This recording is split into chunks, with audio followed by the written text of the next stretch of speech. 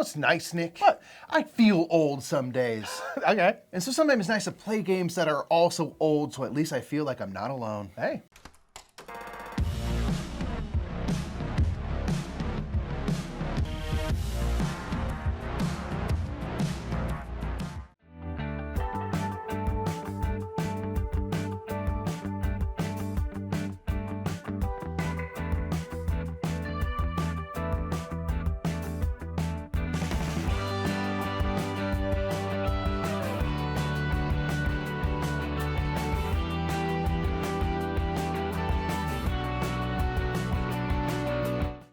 What's up, everybody? My name is Nick. I'm Mike. We are the Brothers Murph, and that's right. We're going to talk about our 10 games that we love that are the oldest games that we love. One thing that's really nice about board games, and one thing why I think board games are a really good investment, is the fact that they can sit in a closet for literally like decades. I mean, and then you can pull them out and you can just play them because the rules haven't changed as on that long as board your game. house doesn't flood, you're fine.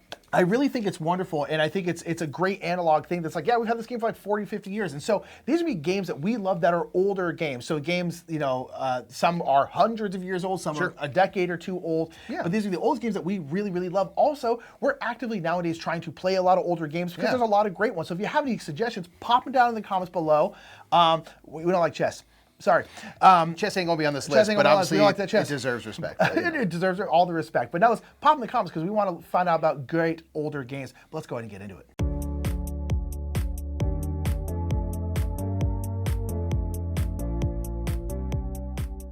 Our number 10 is going to be Quarto. Quarto is a really good abstract strategy game. I think by Hachette is who has it right now.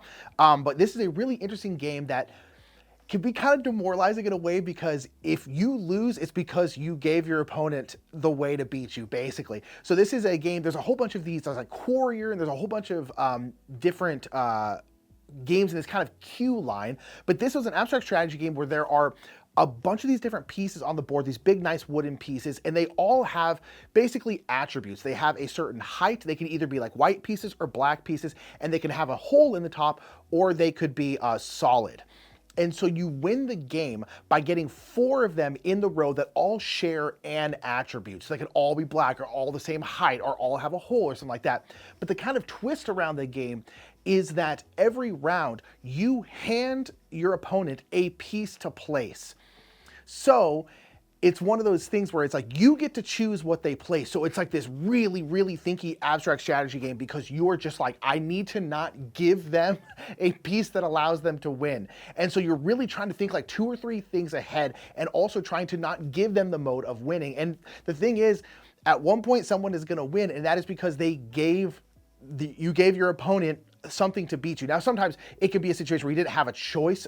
Hopefully, like a lot of abstract strategy games, you're setting up multiple things so that your opponent has no choice but to give you something that's going to let you win. But it's really, really tough in that way because you're like, I have to hand the thing to you that's going to allow you to win. It's just, oh, it's rough.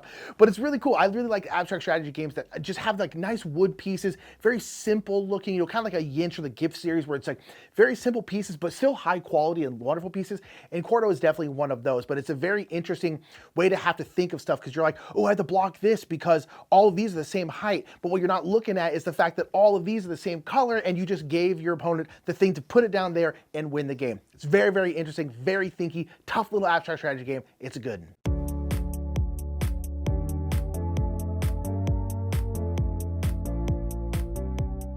So number 9 is Scattergories. I love Scattergories so much. This is a game where you were going to get a list of topics, items, and things that you have to name, and you're going to have a die that you roll that gives you a letter that all of your answers must begin with. They all start with B, for example.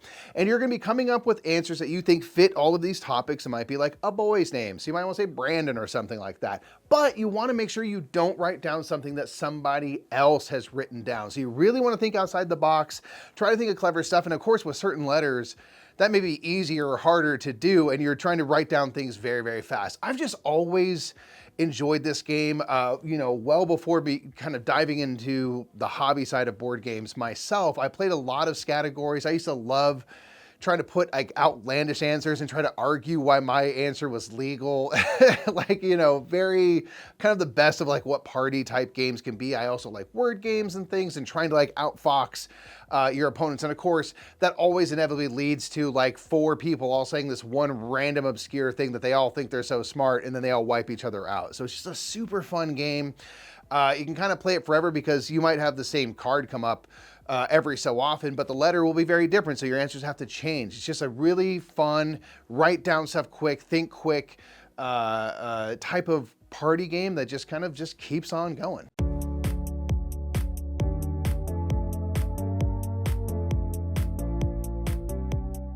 Next up is going to be Labyrinth. Choose your own Labyrinth. There's a whole bunch of different versions of Labyrinth. They put a bunch of IPs on it because it's a very simple system that you can kind of put anything you want onto, and it's really, really fun. We played Labyrinth, I guess it's been a number of years now, but it's one of those kind of older games that we got to try, and we're just like, oh, I get why this game has like stood the test of time. It's super, super simple, but super fun and super it's just great. This is a game where you're in a labyrinth, so lots of twisting, turning ways, and you basically have your little colored piece. And what you're gonna do is there's this whole grid of tiles, and the tiles in the corners are glued down to the board, so they can't move, but all the other tiles can move. And so what you're gonna do on your turn is there's always gonna be one tile left outside of the board. There's all this stuff filled in, there's one tile left over, and you're gonna choose a spot, which will be where one of these little arrows are, and you will get to push this tile into the board, which is gonna push all the tiles in that row or in that column one space over, and the tile at the very end is going to fall off the board, and the next player is going to place that tile. And basically what you're trying to do is on this big labyrinth of board, because all the tiles have these little pathways, these little kind of tunnels, all that kind of stuff, and they're creating a big labyrinth that you can move your piece through. And so what you're trying to do is within this labyrinth, there's all these different kinds of treasures. There's like crowns and like these cool cats and stuff. And again, depending on which version of Labyrinth you're playing, these can change out, but it's gonna be some kind of treasure. And every player is gonna have a secret thing that they're trying to get their piece to. So maybe you're trying to get your piece to the golden crown. So what you're trying to do is you're trying to take this piece, push it into the labyrinth, which is going to change how all the paths match up. And then hopefully you can get it to the point where your little piece, if you're like the red player, your little piece is then on a path where you can get to the crown so you can gain that treasure. It's really, really simple. It's really, really fun. And it's just a nice spatial puzzle where you're looking at this whole thing, be like, oh, if I push this thing up here, then that like T-junction connects here to here, and I can get over here to the crown that I need to. It's just a fun way to think about it, but it's a very, very simple game that's been around for a very long time, and it's just great. Like I said, there's a whole bunch of IPs, there's a whole bunch of different versions of this game. It's one of those games they bring back every few years because it's always popular. It's one of those kind of older mass market games that's still really, really, really good.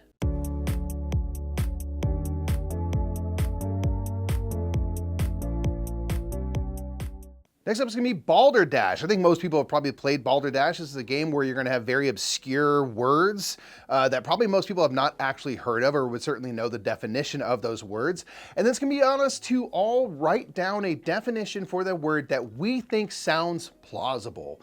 I think that if I say, this random thing is, of course it's some tool that would help you get into your shoes back in the cowboy days or whatever it might be, you're going to try to write a definition that you think sounds pretty accurate based on just this random word in front of you, and you're hoping that other people guess your definition. So you want to make something that sounds plausible, has the right kind of feeling to it and stuff, so that people guess that your definition was the true one, because one of them will be true amongst the answers. And so it's just a nice kind of fool your friends game. Again, this is something that I think I played with a gal I dated a million years ago, and it is a perfect family game that's been in families for a few generations now, and that was just something that's kind of really cool. And what I think makes Balderdash fun is that you kind of feel the past as you play it. You know that a couple generations of people have been playing this. It's kind of a this old beaten up copy is an heirloom at this point. It's something that's been a part of traditions for families and stuff. So that's something that really kind of endeared me to Balderdash, is that you could kind of get a peek into tradition and history and feel like you're kind of a part of this bigger tapestry, while ultimately playing a silly game where you're making up outlandish definitions for words that none of us really know. And so I guess you get to do a little bit of learning in your game of Balderdash as well. But I just always enjoy personally trying to come up with, if I don't have a good answer, I'm gonna try to make a funny one. And I feel like that kind of has led to, you know, more modern iterations of party games and stuff, Jackbox and things like that. I feel like Balderdash did a lot of heavy lifting to kind of get us to something a little more in the future.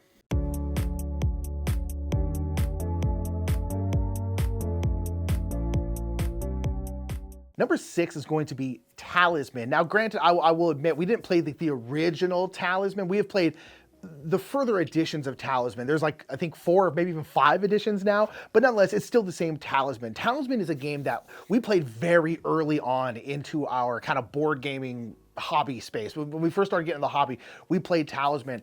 And this game, I feel like with a lot of people, when we first start playing games, what gets us to dive deeper into the hobby is a game that shows us something that we didn't know existed. So my example is always Carcassonne. Like if you've only played like the Monopolies and stuff, games with a board, a game like Carcassonne that starts off as a single tile or the river or whatever, and then you're building the board as you're going with these tiles, is something you've just never seen before. And I think it's really important to kind of foster someone into the board gaming world. And Talisman was one of those games that did that for us, because this is a game where you are going around this board. You're basically trying to get to the center of this board. And each kind of like, I don't know, step in the board is kind of like deeper and deeper, getting closer to the center. And you have a specific character, like a fantasy character. I always chose the frog when I was there, because I just thought it was funny that there was a frog in the game. And these characters will all have something they do, some kind of little power. And they also have some kind of, I guess alignment is the best way to put it. They're kind of good or evil or neutral or something like that. And so you're rolling a die and going around the board, and you stop on these spots, you will maybe have to roll again, or something will happen based off of a lot of times your alignment. Like if you're good, da-da-da-da-da. If you're bad, da-da-da-da. If you're neutral, da-da-da-da-da.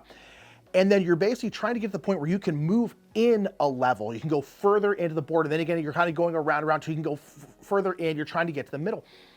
And this concept of the fact that like you got to choose your characters, and these characters are different and they do different things, and the fact of like an alignment thing, like we had never played D&D where alignment is a thing, but being able to go to a certain spot and like your alignment of the character you chose, whether they're neutral or bad or good or whatever, matters and can kind of change what that spot does, blew my mind.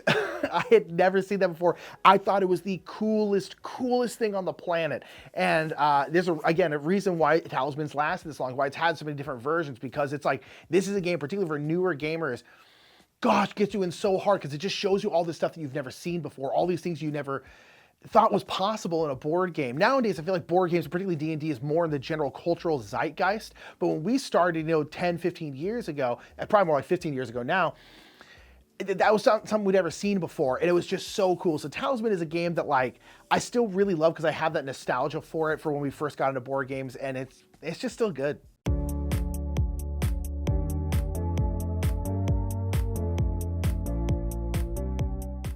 Now, Nick and I are both big fans of pure push your luck games, and Can't Stop is as pure push your luck as it can possibly get. This is a game where you are trying to ascend these columns of all of the possible numerical values of two dice rolled. So from 2 to 12, you have these columns.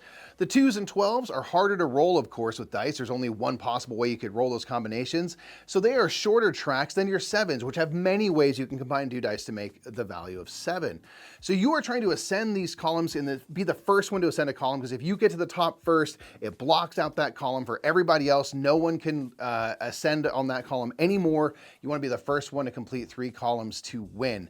So where this game comes down to push your luck is you're rolling 4 dice, and you're making 2 combinations of dice values amongst those 4 dice in whatever way you want. And once you are starting, working on 3 columns, you can only work on 3 in one turn. So once you're committed to 3 columns, if you decide to roll again, you have to be able to progress up at least 1 step on one of the columns you are working on. So say I've got 8, 4, and 5. I have to roll a combination that gets to an 8, a 4, or a 5, at least one, to kind of continue. if you decide you want to chicken out, you can decide to stop and essentially save your progress. So you're somewhere in the middle of that column, and on a future turn, if you start working on that 8 again, you'll continue from where you left off. If you roll and you don't get anything that you can ascend, you bust, you lose all current progress on that column, and you go tumbling back down to try to climb up again on a future turn. I just love that you are on this hot roll. You are on top of the world. You feel like there's no way I'm not rolling a 7. It's literally the most common thing you could possibly roll. And of course, you don't roll a 7 and you bust. But you can have these mega turns where you do get on a very lucky roll. And you keep it going. And there might be a column that's relatively long that you had not even started on, that you get all the way to the top of on one turn. It feels so good. And you just start chasing that, you know, the glory of this ultimate roll. And so there's nothing else going on. You're trying to get to the top of those columns first and block people out. And it always just comes down to, do I do one more roll of the dice or do I not? And that's a beauty, just a beautiful thing, like beauty and simplicity right there.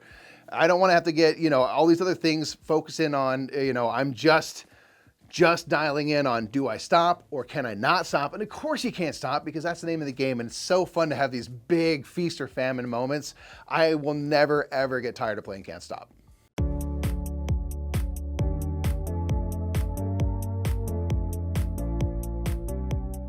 Next up is going to be Acquire. Big shout out to Paula Deming, because she's the one who showed me this game pretty recently, and I, again, get why this game has been around for so long and why there's always new versions of it, is because it is so darn good. This is a Sackson classic about hotels kind of acquiring other hotels. You have this kind of cool board, and you'll be putting up these little plastic tiles that say some kind of grid number. So like the top, I can't remember which was which, but one of the sides of the board is letters, one of the side is numbers. So like 2F will be 2 in, and then, you know, F down, basically. So basically what you do is you're going to have a couple of these building tiles out there, and you are going to be putting them out. And as you're putting them out, and as they start kind of grouping together, because, you know, 1G is going to be next to 2G, that kind of thing, you will start to create these hotels, and these hotels are getting bigger and bigger and bigger, and you can buy stock in these hotels. So on your turn, you have like 6 tiles, I believe, and you'll be placing one of these out there, and then you can buy stock in these kind of hotels, and you'll draw a new tile. And that's basically the kind of crux of the game, is you're putting out these tiles, growing these hotels, and buying stocks in these various hotels as well. But kind of where the big kind of part of the game, the big acquire part of the game, is actually because these hotels can acquire each other. So basically, if there's like a hotel, the Continental here and like the Tower Hotel here, and there's a little bit of a gap and someone places a piece in that gap, those two hotels are going to merge together. And whatever is the biggest hotel is going to essentially absorb the smaller hotel into it, which is a big part of the game. The game will basically end, I think, when either tiles can't be played or there's one of the hotels gets to a certain size, which is like 41 or something like that. But basically, when there's a point where like basically the entire board is like one hotel, that'll end up being a thing. And so when a hotel gets acquired, if you have stock in the hotel that's being acquired, you can sell off that stock. You can just keep it because that hotel can pop up back onto the board, or you can essentially trade in that stock for stocks in the new hotel, or rather, not the new hotel, the hotel that's doing the acquiring. And so in all of that, you're basically trying to get these stocks to trying to gain money. And it's really fun. It's just like this tactical little game where you're basically trying to like get stocks in a hotel, merge them at the right time, try to have a lot of stock in the really big hotels. There's also a point where I think it's when it's like a hotel is like 13 big or something like that, where they basically can no longer be acquired. They're too big to kind of fail. They're too big to get absorbed in anything else. So then it comes this like weird cat and mouse where like you literally can't place tiles in certain places because it would essentially merge two unacquirable hotels. It's really interesting. Like I said, there's a whole bunch of different versions of this game. I played a very old version of this game, which was really cool, but there's like a new one by Renegade Games and stuff. It's so much fun. Oh my gosh, I really love this game. I played it and I immediately was like, oh, so that's Acquire. I get why people like this game. It's so good. I really enjoy Acquire. It's just absolute top tier, and it's a classic for a reason.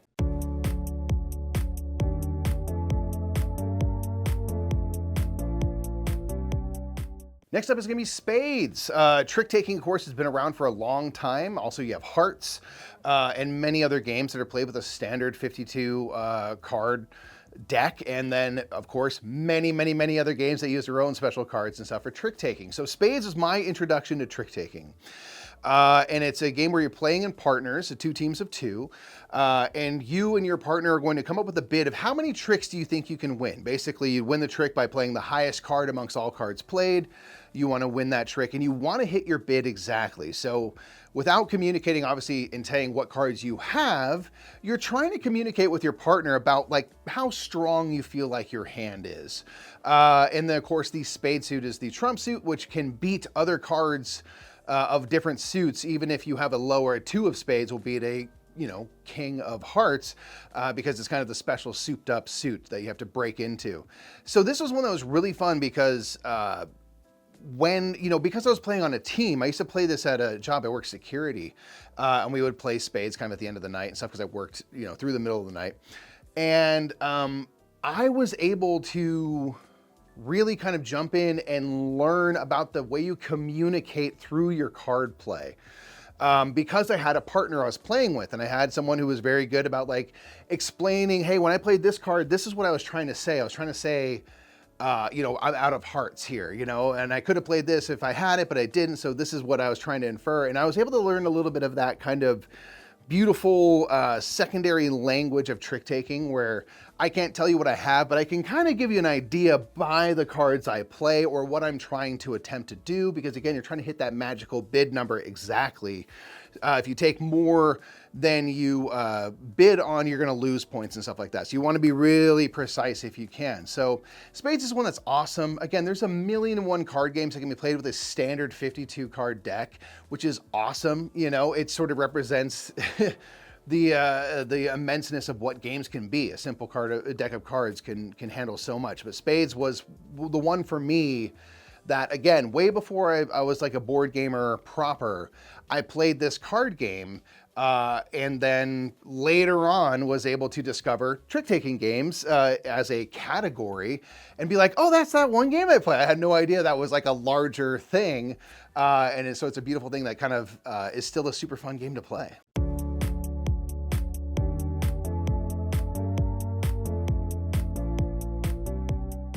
Our number 2 is going to be Crokinole. I love Crokinole. It's the best dexterity game ever, dang it. This game is very simple, been around for a long time because it's a big old wooden, I almost said sphere, disc. It's a big old wooden disc. It's a big wooden board. And this is kind of like shuffleboard to some degree, where you are in a big circular board and you are flicking your colored discs onto the main board. And you're basically trying to get it as far inward as possible, and then even trying to get it into like the little hole in the middle. If you do that, you get to take it out and you get a certain amount of points. And this is one of those games, again, where you're flicking in there and you're basically going to be, it scores in the way that only whoever has the most points gets to score. So both you and me have something in the 10 area, they're basically going to cancel each other out. So you'll basically count up your scores, and then whoever has the most, whatever the difference is between the 2 scores, they're going to score that many points, and you're trying to get to like 200 points. So you can have some rounds where you score crazy good, but then you have some rounds where you get just absolutely demolished. So it's a real back and forth rubber bandy kind of game. But the tough thing about Crokinole is after your very first, basically once you have a disc on the board in that kind of center circle, you then, anytime you are flicking onto, one of your pieces has to touch one piece from your opponent. So that could be a piece over here, so you're trying to like hit them and then careen in. But basically, if you don't, then the disc that you just flicked in there comes off the board. You don't get to count it. So it becomes a thing of trying to like get your pieces into the center of the board or farther in, because the more inwards you get, the more points you get. But also trying to like keep them kind of out of the way so that your opponent has a hard time hitting them. Because again, if they don't hit them, that disc goes away. It's a classic. I love Crokinole so much. It's in the top 100 games of all time, where it should be. It's just the best. I love it. It's just silly fun. You can get really strategic. Some people are really good at it, but it just doesn't matter. It's just a silly time that I absolutely love. There are really nice Crokinole boards. There's kind of like more budget ones. People can have a Crokinole board that's worth like hundreds and hundreds, maybe even thousands of dollars, because people make them with really nice wood and stuff. It's just one of those things where you can have all these different levels of this game, and it's just nice to have a Crokinole board on the wall because it just looks nice. And I don't know, it's both art and a great game. I love Crokinole so much.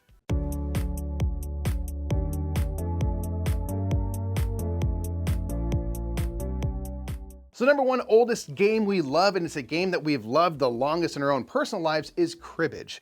I feel like a lot of people can probably say that Cribbage has played a part in their life.